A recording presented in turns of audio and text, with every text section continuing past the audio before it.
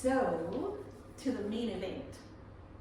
And I need to just change a couple of things. So we have our amazing speaker, Sarah-Jayne, and I'm going to introduce her a little bit differently because she has done an amazing job of this. So there we go. All right, before I where did that not do the thing? Because you haven't done the thing right. I didn't do the thing right, really? I didn't do the thing right. Here we go. I can do the thing.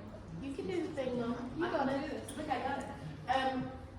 So I've known Sarah-Jayne for quite a long time. We started out, she was a client about 5 years ago. Six.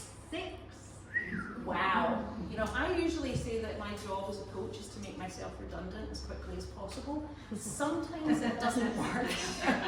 Not everything.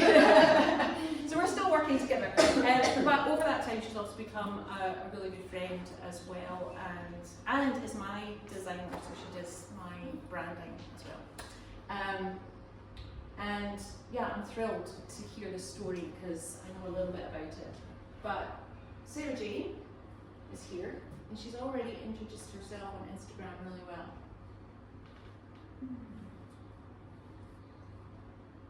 This is Boo. Boo did not come. She's still asleep.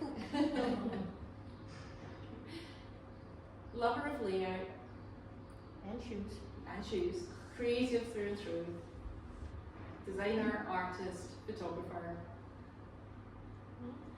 Use my creativity and my shoes to help others with their visual communication. Sparkling a little and face magic. That's me. There we go. So, welcome, Sarah-Jayne. And we just have to do a little bit more tech because this is quite a funky presentation that we've got going on here. So let's just switch over. Thank you.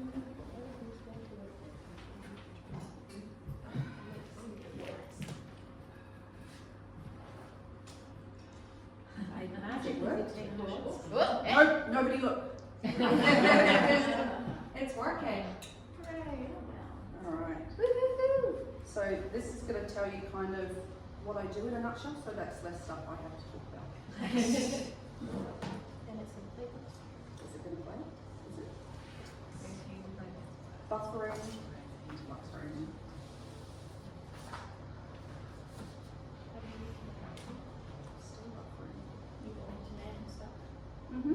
It's hotspotted to my phone. It's supposed to be better than here. Maybe not. It'll make it. It'll just great bridge.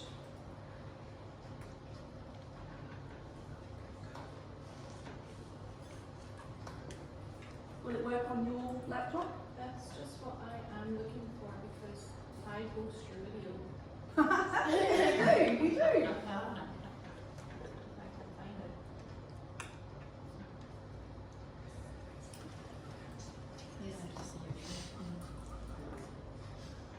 This was also just a way to get all of my shoes into the presentation without having to lug them all in a suitcase. Yeah.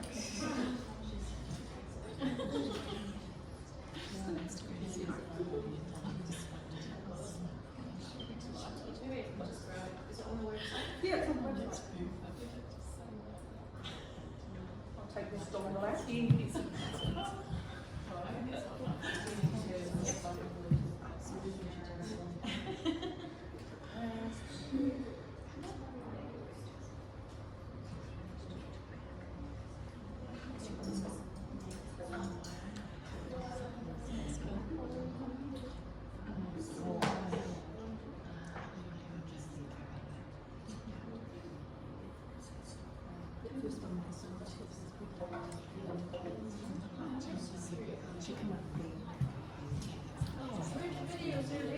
It's on the About page.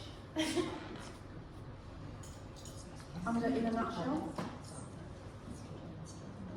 Here it is. Yay!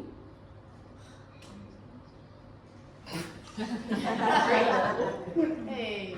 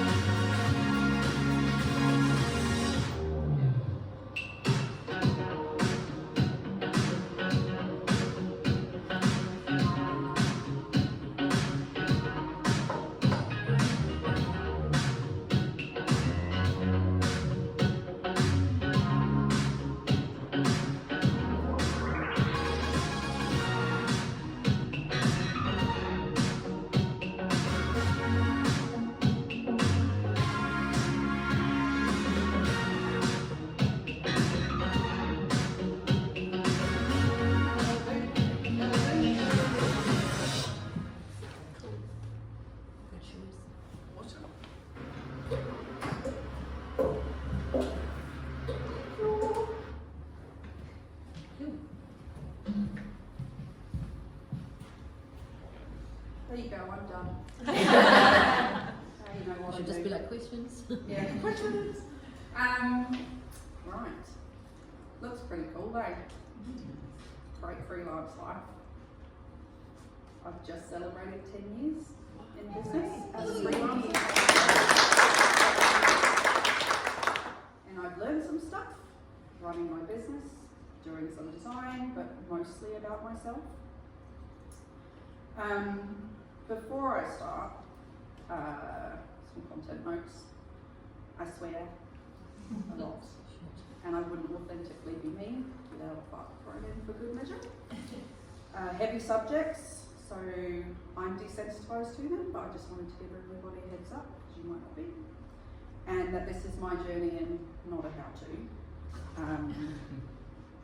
Yeah, but hopefully some of it might inspire, resonate, make you feel a little bit less alone in your own chaos. So we're going to start with a trip down memory lane, which is my highlights. So we started in 2015 is when I started my business. I started it because I was moving to the Horowhenua. I was in Tauranga, not exactly a creative hotbed for designers. So freelancing kind of just made sense. Quick fact about that, everyone asks where Lemon Face came from, and that's the nickname I gave my youngest boy. He was Little Lemon Face, because when he packed a shit, his face was like he was sucking a lemon. And the period at the time was kind of when life gives you lemons, it give it your best lemon face kind of a situation. So when I got to the Horowhenua, there again no job, so freelancing, and I managed to pick up a part-time job in the district council. And the other half of the week I was building up Lemon Face design. And so for a few years it was pretty cool. I did everything from refresh their look and feel, which they're using wrong, and everything that comes with that. So that was like marketing, signage, big documents. The Horowhenua Taste Trail started when I was there, so we branded that, and Te Awaho Riverside Cultural Parks branding as well. And then moving along, I stood straight, just you look over there, just do my thing here. 2018 is when I went full-time lemon facing, as I call it, into full self-employment. And I was also chipping away at a little exhibition. I took a dream holiday with the kids, highly recommend that. And my business was pretty much cruising along. I designed the early issues of Shepherdess magazine. And as my son rudely was sort of aging out of the mascot look, lemon face kid, lemon face adolescent didn't quite have the same ring to it, so my brilliant illustrator sister dreamed up an embodied lemon face for me. So she's here, that's my mascot now. And then March 2020 happened, pandemic chaos, Tiger King, homeschooling, day drinking, and COVID comms marketing for me anyway. And instead of buying an air fryer, I bought a bearded dragon, and her name is Boo, and she's my emotional support dragon. Post-COVID, I joined the other side, not dead. So that's the wrong way to say it, I think. The other side is a co-working space in Levin, so like-minded creatives work there. And then in 2021, we established the Womanhood Journal with, where's Jess? Wave Jess, I saw you there. With Jess and Anna Colville-Smith. I've got a few leftover copies at the back, so you're free to take one and see what that's all about. And then in 2022, I changed from the Lemon Face Design to Lemon Face Creative, a better reflection of what I was actually doing. And then TEDx happened, and I creative directed that, and a few other epic projects. And then I lost my friend Sean, again, not dead. He fucked off to Australia for better opportunities. Traitor. Not bitter at all. You know, that's a shame. And then I plodded on for a few years, and now in 2025, I've celebrated 10 years, and I'm now working with businesses and organisations that align to my values, and that makes me super happy. But they didn't just land in my lap. These are just my highlights. These are what we're supposed to post on Instagram and social media. It's all the good stuff. Check out the project. But that's not why I'm here. I'm here to show you a peek behind those 10 years in business and what crap went on behind that, and provide you with a sneak peek of the absolute chaos of my story and how I've managed to thrive in it, not just survive in it. But that requires me to take you right back. So, one moment. Whoosh! Here I am. Look how cute I am. That's the ladies' me. I was born in 1985 in London, and this is preschool me. These are all my sisters. I was the eldest of 4 and pretty much looked after most of them, I think. I was born to a narcissist mother and a very hard-working, stiff upper lip, Cockney English father in London. 90s me, when perms were in. She looked after her younger siblings a lot, too much probably, and she grew up really quickly and felt very invisible. But she really loved school.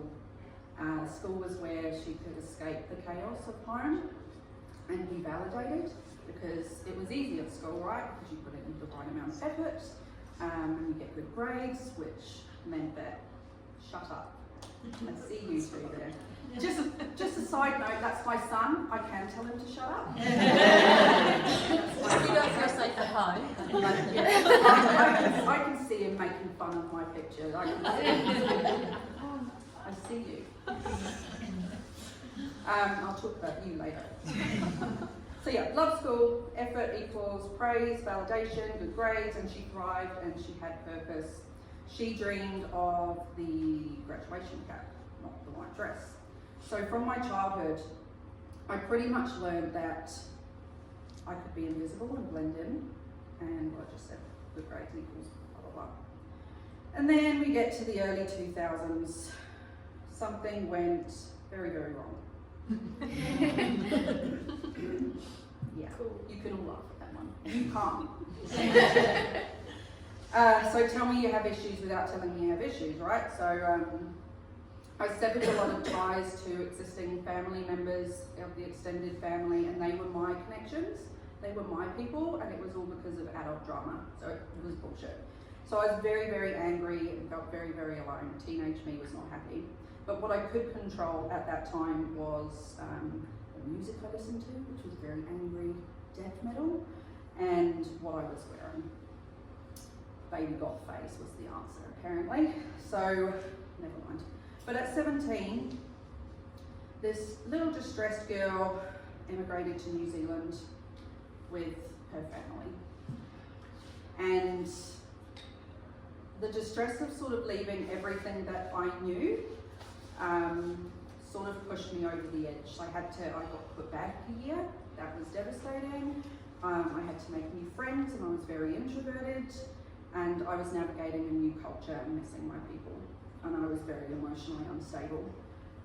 So the wheels came off, and I was a bit of a delinquent and acted out, took frightening risks, and I didn't get the help that I needed. My parents didn't know what to do with me. So mummy's answer was to, mum's answer was to move us to another city for a fresh start. Well, let's just see how that worked out. Ooh, that didn't work out at all, did it, mother? So, I love this, I love this picture, not just because it took 44 hours to birth him, but right. But I look absolutely fucked. Like, I don't know if it was because of the 44 hours it took to birth him, or it was because I was done. I was tired, man. I was mentally okay, but I was fragile, and of course I got postnatal depression, but I got something from this baby that I hadn't had before for a very long time, and that was some hope and a sense of connection, some belonging. He taught me many a life lesson, still does, and he sort of became my focus.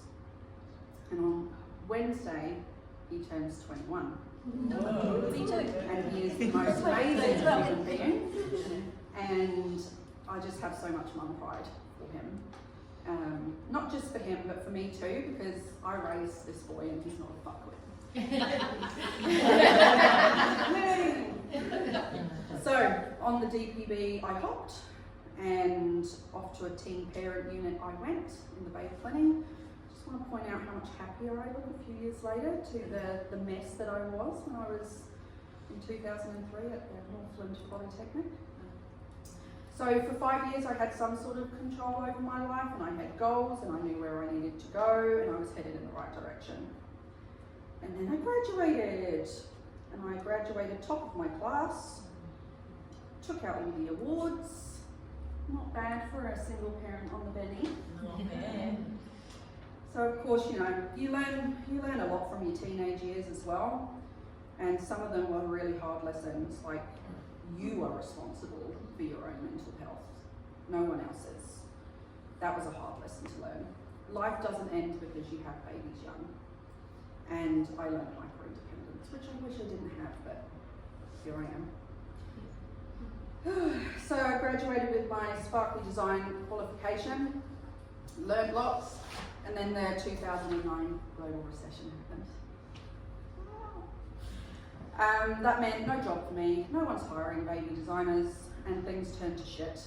And without school there was nothing for me to really hold on to. School had always been my thing. I could control stuff at school. And so I thought, I've got no immediate future prospects. I'm stuck. Who am I? Identity crisis. I'm another stay-at-home solo parent on the Benny. And I didn't like that stereotype, along with the other two that I got, that was slut and teen mother. So, at 24, with a kid now at school and a sister that lived next door, thanks, I had another fuck it era, and I went off the rails again. I acted out and I tried to forget that I really wasn't where I wanted to be in my life, because it didn't really matter how hard I studied or how hard that I worked. There was nothing. There was nothing for me to do. I couldn't control any of it, but I could control forgetting by drinking, smoking, partying. So Saxon would be at my sister's house. By day I was doing volunteer work, trying to build my portfolio, trying to connect with the community, because I have to be creative every day, right? So that worked during the day, but then at night I was forgetting. And during that period of time of forgetting, I was sexually assaulted. But I'll get back to that. In 2010, after I was assaulted, I was desperately seeking some sort of security, some sort of protection, some sort of stability, and I met a man who, for all intents and purposes, had lots of green flags, until he didn't. And I ignored my gut when I started to see the red flags, but by the time I did recognise them, I was a mother of two, and the lemon-faced kid was born. But the good thing about this, is that I finally got myself a full-time job. Happy old me. It started, I wasn't in a situationship anymore, I was in a relationship. It all looked really good. I started my career, I had 2 boys, I had a partner, lived in Tauranga. So, it looked good, but I wasn't happy. It was an abusive relationship, and to top that off, I was being bullied by management at work. So, I go to work anxious as fuck, get bullied there, come home to a really toxic environment, and be bullied and abused there. And so my nervous system at this time was really overloaded, and somewhere along the line I must have disassociated and just went numb, and I was in survival mode. And some days just felt like I was on autopilot. I'm sure people can relate to being on autopilot. And in 2015 we decided to move to his hometown in the Wharf, and because I didn't think this little district had much to offer, not screaming out for designers, that's when I set up Lemon Face Design and decided to freelance. And I didn't have much self-confidence at this time. They'd sort of been crushed by work and at home. So I think in hindsight, setting up a business was pretty fucking brave. And then in 2015 I'd had enough. An incident saw the straw break the camel's back, and I left him for the sake of myself and my children. However, we had bought a house while I was on autopilot and gone unconditional. So that meant both options sucked. Either I moved somewhere I don't know, his territory, or I pay a shit ton of debt and stay in Tauranga. And I felt really, really fucking stupid. I'm not a dumb woman, but in that situation, I felt dumbfounded about how I even got there in the first place. Crazy, I tell you. But we learn from each of our little eras, we learn, and of course there was something to learn, as there always is. I should stop doing that. You can't fix other people. Fuck me, was that a hard one to learn? I don't know if any of you are in that at the moment, but you can't fix other people. Abuse is not just physical, it's coercive control, it's manipulation, it's isolation, it's sexual abuse, it's financial abuse, it's psychological. He doesn't just have to hit you for it to be abuse. And people pleasing does not serve you. But before I move on to all of the chaos from underneath this business, have any of you done the trend, the having coffee with your younger self trend on social media? Have any of you seen that? No? It's cathartic, right? I haven't posted. I just thought I'd do it here. So, 19-year-old me, who you saw, young mum, she would have been stoked with 29-year-old me. That shit was all put together.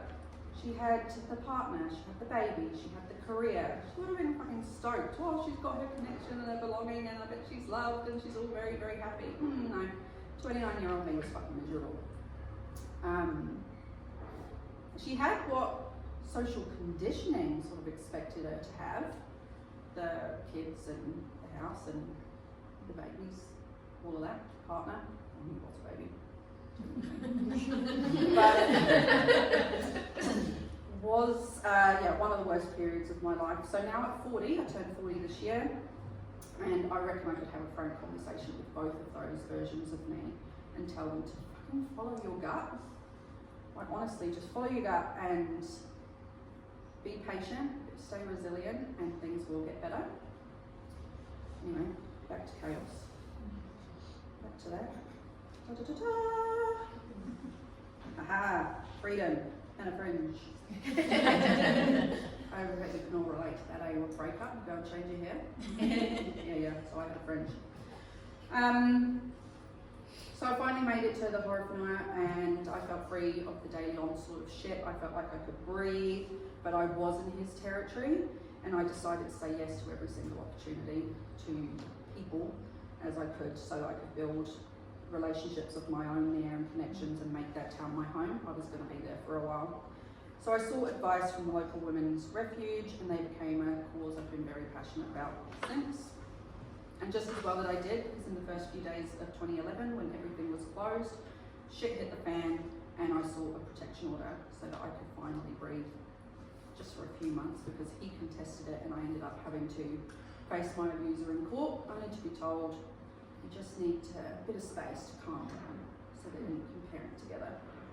That was pretty devastating.